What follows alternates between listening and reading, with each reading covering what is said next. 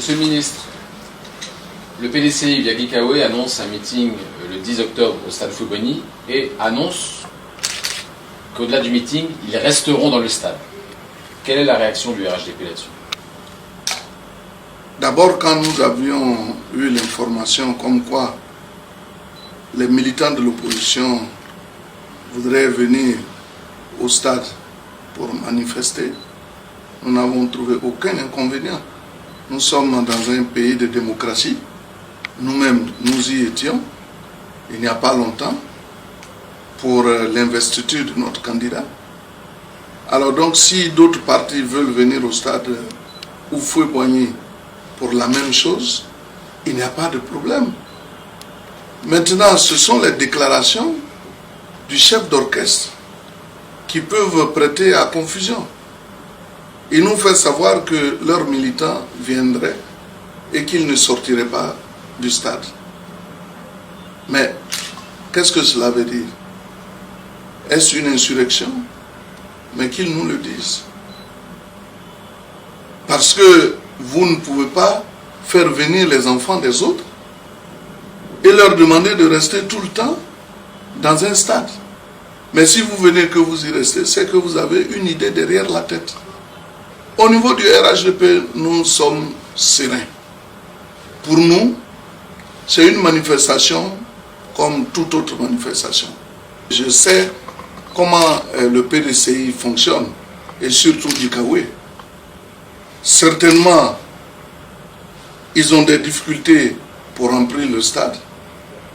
Et leur souhait, c'est de voir le gouvernement, par rapport à leur déclaration, dire que cette manifestation est interdite.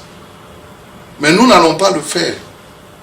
Et Gikawe sait très bien que les militants qui viennent, ils sont des militants peut-être qui ne sont pas de mauvaise foi, qui viendraient parce qu'on les a appelés.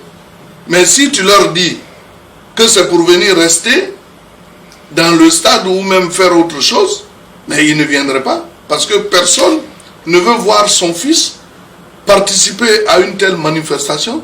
Oui, mais on a vu aussi dans les marches, les appels aux marches, qu'il y avait aussi beaucoup de casseurs. Est-ce que vous ne pensez pas que ça peut être aussi un prétexte pour mettre en action des casseurs et créer un cafouillage qui viendrait mettre une mauvaise image de la Côte d'Ivoire? Justement, si leur souci c'est de casser, ils vont faire un cafouillage, filmer et faire croire au monde entier que la Côte d'Ivoire est en train de brûler, alors qu'il n'en est rien. Mais c'est ce qu'il faut éviter, parce qu'ils veulent qu'il y ait des affrontements. Mais nous, le sachant, nous n'allons pas permettre cela. Alors moi, j'interpelle Gikawe de faire beaucoup attention. Parce qu'il sait qu'ils sont minoritaires au niveau de l'opposition et que nous avons la majorité. Jusque-là, nous sommes restés vraiment prudents, nous sommes restés calmes. Ce n'est pas parce que on n'est pas capable de réaction, mais qu'il ne nous provoque pas. Qu'il ne nous provoque surtout pas. Parce que s'ils décident de venir rester au plateau pour faire du n'importe quoi, mais qu'ils acceptent d'être devant, comme ça nous allons définir les responsabilités. S'ils ne peuvent pas venir, que ce sont les enfants des autres qu'ils envoient, mais qu'ils aient le courage aussi de faire appel à tous leurs enfants qui sont à l'extérieur ou qu'ils ont cachés, d'être au devant de la scène, et nous allons définir les responsabilités. Mais vous ne pouvez pas vous cacher quelque part et puis dire aux enfants des autres, allez-y, les élections sont là. S'ils estiment qu'ils sont majoritaires, qu'ils sont plus forts que le pouvoir, le parti au pouvoir, mais ils n'ont qu'à s'organiser pour aller à ces élections. Non, je crois qu'il est temps que les uns et les autres abandonnent leur querelle et qu'on s'engage résolument dans ces élections. Le meilleur va gagner. Monsieur le ministre, ils ont appelé à marcher. Les gens n'ont pas marché. Ils ont appelé à désobéissance civile. Il n'y a pas eu de désobéissance civile. Est-ce que vous ne pensez pas qu'avec cette stratégie du 10 octobre, l'opposition tente le tout pour le tout et surtout de rentrer dans une stratégie en vue de tout faire pour faire annuler cette élection du 31 octobre, de la repousser en tout cas? Dans tous les cas, le président de la République a bien dit que, conformément à notre constitution, les élections doivent se tenir à bonne date. Et la date qui est prévue pour l'organisation des élections présidentielles, c'est le 31 octobre 2020. Donc on ne peut pas faire autrement. Personne ne peut amener le gouvernement ou même la commission électorale indépendante à proposer au gouvernement de repousser ces élections. Je crois qu'ils sont en train de perdre du temps, mais ils se trompent. Ils se trompent de personnes et également d'époque. Parce qu'aujourd'hui, personne n'est prêt à accepter que des opposants qui n'ont aucun programme de gouvernement viennent déstabiliser ce pays. Et aujourd'hui, il y a le calme partout. Quand vous prenez les voies, il y a des embouteillages partout. Cela veut dire que la désobéissance civile, là, ça ne marche pas. Mais la désobéissance civile, ce n'est pas des gens que vous amenez ou que vous mettez dans un stade pour dire, crier votre ras-le-bol. La désobéissance civile, c'est de dire aux gens que tout doit s'arrêter. Il ne doit même plus avoir de marché, donc les gens ne vont plus manger. La désobéissance civile, c'est que tous les bureaux sont fermés. La désobéissance civile, c'est qu'eux-mêmes, en tant que parti politique, ils ne font plus aucune action. Mais vous ne pouvez pas le dire à des gens qui sont payés par soit des privés ou même qui sont payés par l'État de Côte d'Ivoire. Si vous le dites, qui va les payer? C'est vous.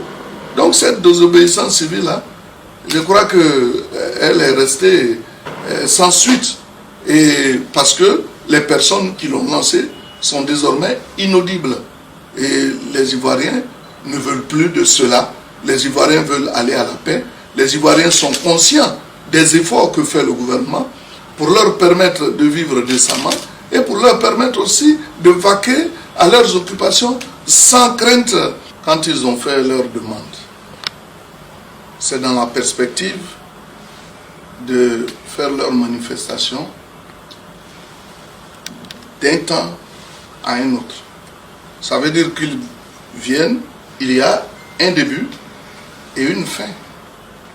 Maintenant, s'ils viennent, qu'ils décident de rester, alors ce serait une prison à ciel ouvert.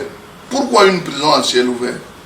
Vous avez demandé de venir manifester au stade Félix Houphouët-Boigny.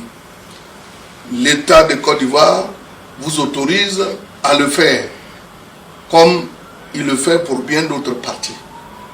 Mais si vous venez, que vous allez au-delà du temps qui vous est imparti, cela veut dire que vous êtes hors la loi. Et quand on est hors la loi, on doit donc être prêt à subir les conséquences de son acte. Donc aujourd'hui, nous sommes sereins. Nous savons très bien qu'ils viennent pour une manifestation qui aura un début et une fin. Mais si la fin se prolonge dans le temps, cela veut dire que eux-mêmes, ils ont des idées derrière la tête. Et là, je crois que nous sommes dans un état, les autorités prendront les décisions qui s'imposent.